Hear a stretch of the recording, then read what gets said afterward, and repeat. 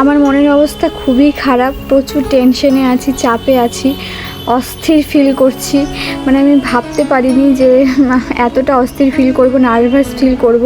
এখন মাত্র কটা হাতে গোনা দিন, আগে তাও তোমার মাসখানেক ছিল, তখন অতটা চিন্তা ছিল না, কিন্তু এখন হাতে গোনা দিন হয়ে প্রচুর নার্ভাস ফিল করছি।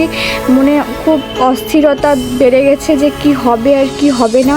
যেগুলো আমি ছোটো থেকে বড় হলাম, আমি আজ পর্যন্ত হসপিটালে ভর্তি হইনি, মানে স্যালাইন পাইনি, মানে কি থেকে কি হবে, কেমন জিনিস, সেগুলো আমি মানে একবার আমার ট্রাই হয়নি। তো সেগুলো নিয়ে অনেক চিন্তা ভাবনা মাথায় আসছে, আর প্রচুর ভাবনা চিন্তা ঘুরছে, এটাতেই আমার মন অস্থির হয়ে যাচ্ছে। কি করব, আমি রিল্যাক্স ফিল করতে পারছি না।